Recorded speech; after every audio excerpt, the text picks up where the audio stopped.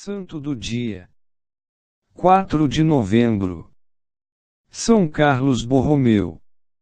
São Carlos Borromeu procurava os pobres, doentes, dos quais ninguém lembrava. Carlos, o segundo filho de Gilberto, nasceu em 2 de outubro de 1538. Menino ainda, revelou ótimo talento e uma inteligência rara. Ao lado destas qualidades, manifestou forte inclinação para a vida religiosa, pela piedade e o temor a Deus. Ainda criança, era seu prazer construir altares minúsculos, diante dos quais, em presença dos irmãos e companheiros de idade, imitava as funções sacerdotais que tinha observado na igreja. O amor à oração e o aborrecimento aos divertimentos profanos eram sinais mais positivos da vocação sacerdotal. O ano de 1562 veio a Carlos, com a graça do sacerdócio. No silêncio da meditação, lançou Carlos planos grandiosos para a reorganização da Igreja Católica. Estes todos se concentraram na ideia de concluir o Concílio de Trento. De fato, era o que a Igreja mais necessitava, como base e fundamento da renovação e consolidação da vida religiosa. Carlos, sem cessar, chamava a atenção do seu tio, que era cardeal, e foi eleito Papa, com o nome de Pio IV, para esta necessidade, reclamada por todos os amigos da Igreja. De fato, o concílio se realizou, e Carlos quis ser o primeiro a executar as ordens da nova lei, ainda que por esta obediência tivesse de deixar sua posição para ocupar outra inferior. Carlos sabia muito bem que a caridade abre os corações também à religião.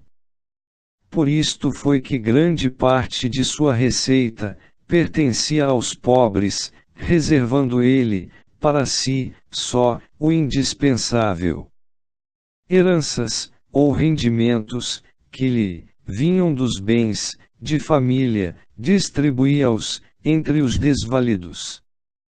Tudo isto não aguenta comparação com as obras de caridade que o arcebispo praticou, quando em 1569, 1570, a fome e uma epidemia, semelhante à peste, invadiram a cidade de Milão. Não tendo mais o que dar, pedia ele próprio esmolas para os pobres e abria, assim, fontes de auxílio que teriam ficado fechadas.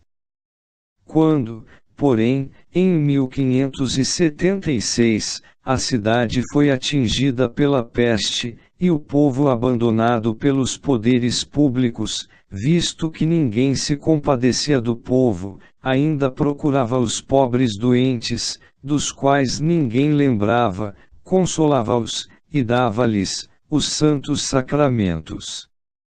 Tendo-se esgotado todas as fontes de recurso, Carlos lançou mão de tudo o que possuía, para amenizar a triste sorte dos doentes. Mais de 100 sacerdotes tinham pago com a vida, na sua dedicação e serviço aos doentes. Deus conservava a vida do arcebispo, e este se aproveitou da ocasião, para dizer duras verdades aos ímpios e ricos, esquecidos de Deus.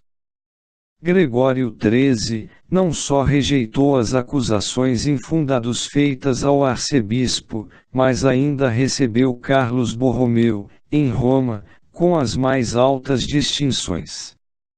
Em resposta a este gesto do Papa, o governador de Milão organizou no primeiro domingo da Quaresma de 1579, um indigno préstito carnavalesco, pelas ruas de Milão, precisamente a hora da missa, celebrada pelo arcebispo.